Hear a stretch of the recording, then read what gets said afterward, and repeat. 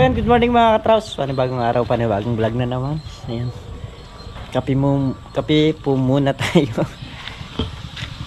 Ayan. So wala pa yung gumagawa, hindi pa nila nangyari kahapon.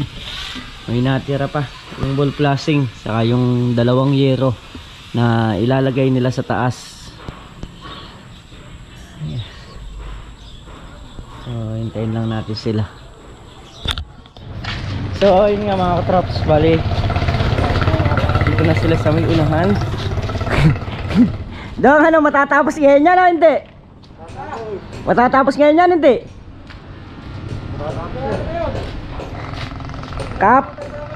Kahapon kasi sabi mo matatapos.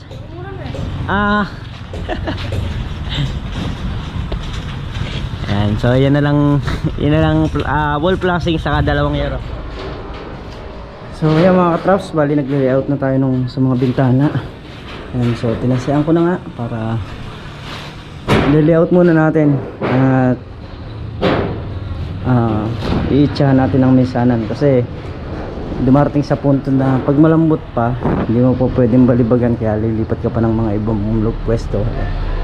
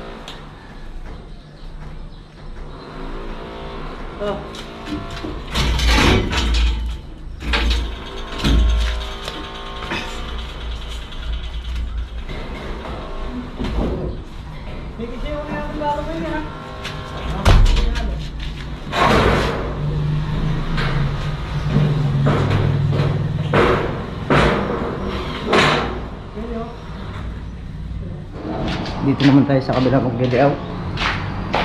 Huhulugan natin. Lalagyan natin ang tanse para naka-layout na. So yun, okay na mga props. Gawa muna tayo ng rodela.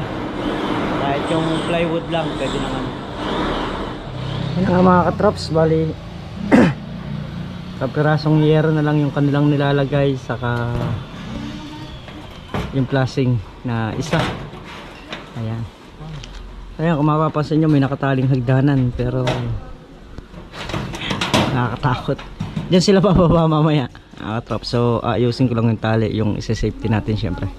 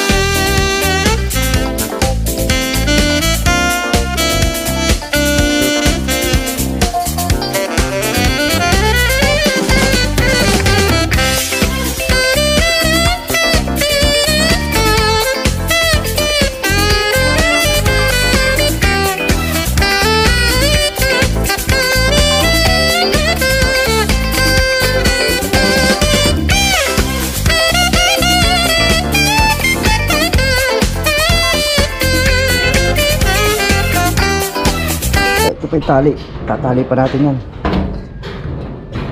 Maraming tali tayong babaklasin, basta safety lang yung gumagawa, yung bababagyan mamaya.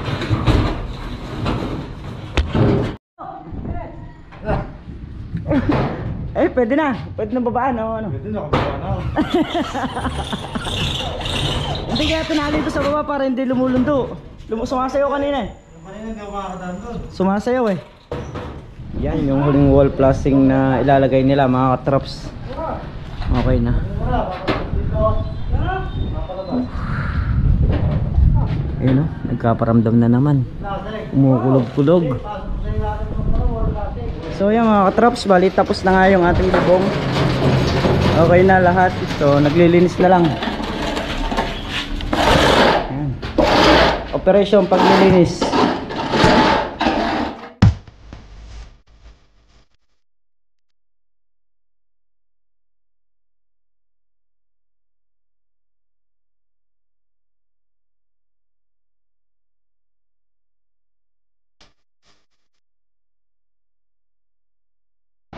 So yan mga traps, yung mga scrap natin nilaglag natin dito gawa nung para yun yung ibabaw nilinis na namin.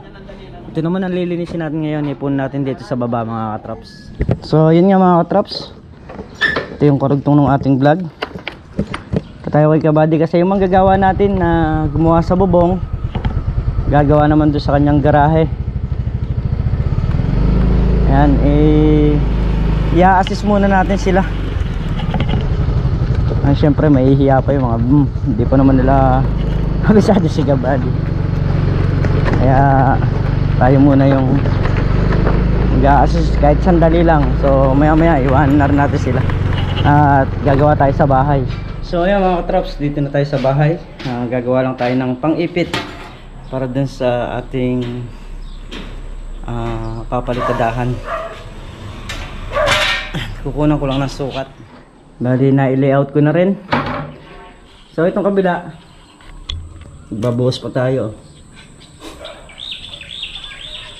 Yan, kakakain nga lang namin, kaya pahinga lang ng konti tapos hahalo na ako para dyan sa ating mga pipinisin.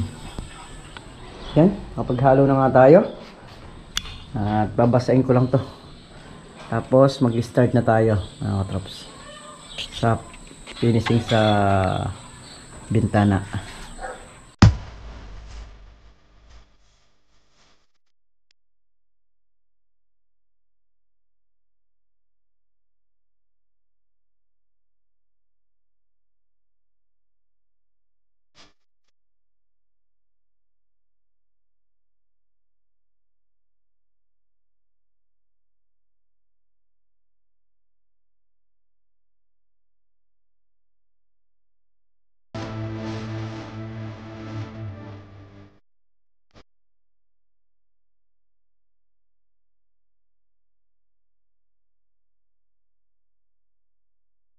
So yun na nga mga katrops, tapos na natin yung isa.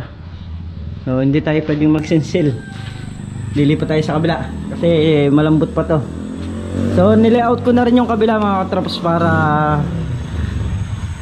yun nga, pagka nga malambot pa pwede natin lipatan yung kabilang bintana.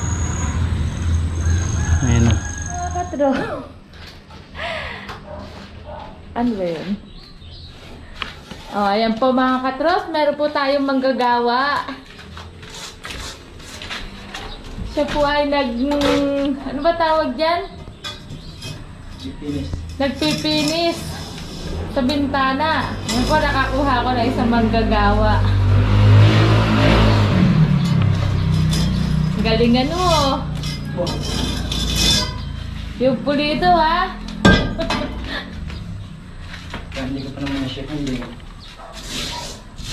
So, ayan po, ayan, pinagtimpla ko na siya ng pang merienda. Ayan po, kape, saka tinapay. Para, ganahan.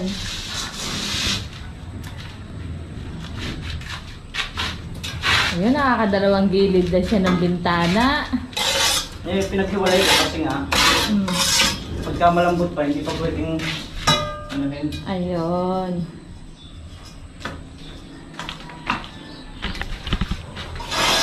Nalibol na ako sa bayarin nito. Nalibol na ako mga katroops ng babayaran.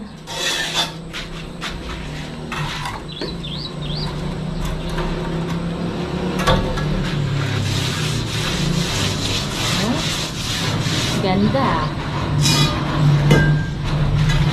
Ay, diretso yan, balok sa dulo.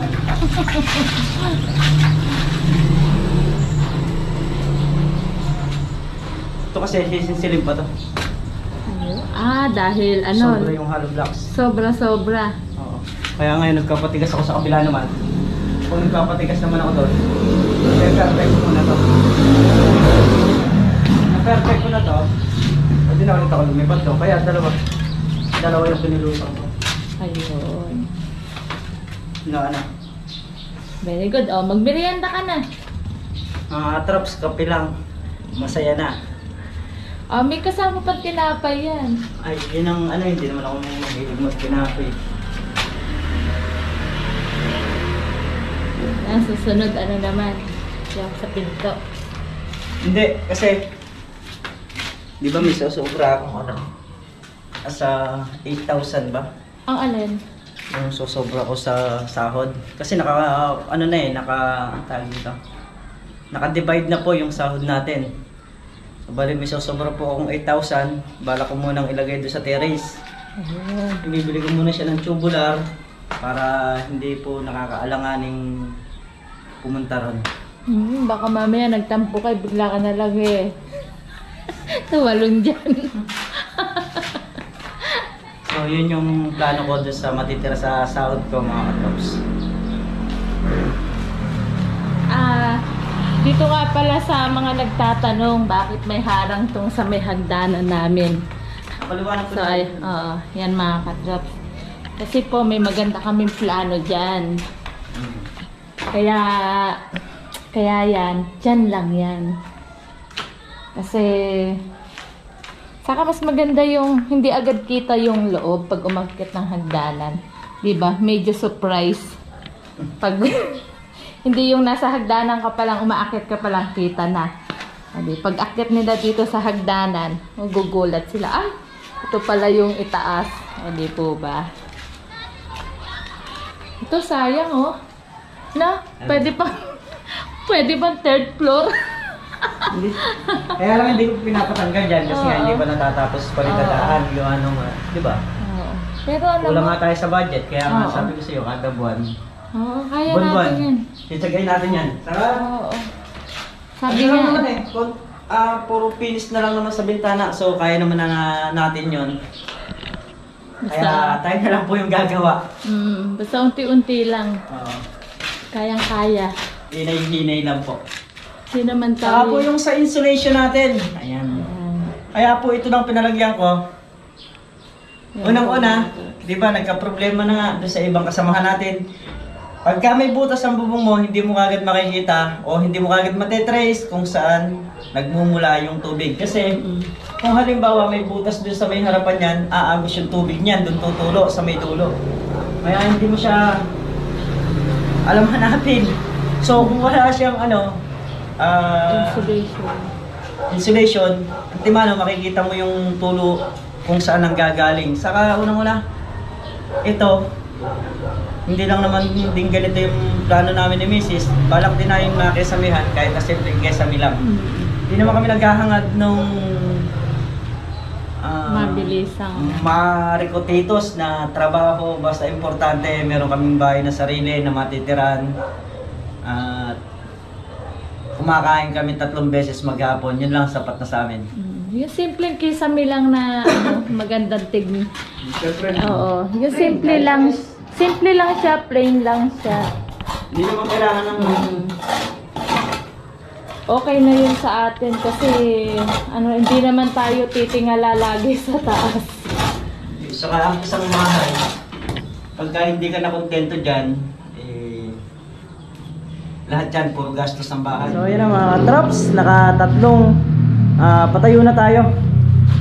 So mamaya, pagka meron tayo makakatulong magnibil, ninibil na natin yung baba para pati yung itaas na yan, mabalibagan na rin natin. So dito sa isa, yun yung tatastasin natin. Yan. Gagrinderin na lang natin para hindi ganun maapektuhan yung isang pinormahan natin. So kain muna kami. Kain muna mga katrops. So yan mga katrops, bali pininis ko na rin. Gawa nung para kada iiwan natin, hindi na natin uulitin.